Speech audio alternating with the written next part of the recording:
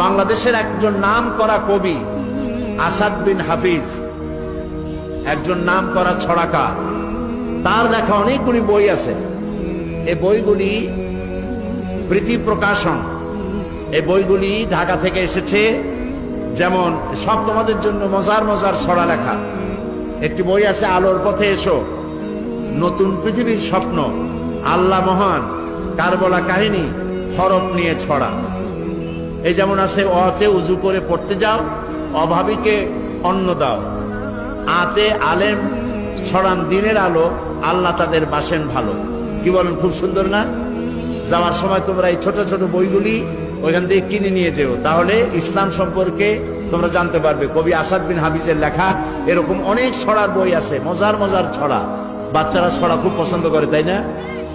তা তোমরা ওখান থেকে যাওয়ার সময়, তোমরা যখন যাবে, বইয়ের দোকানগুলি সব খোলা আছে।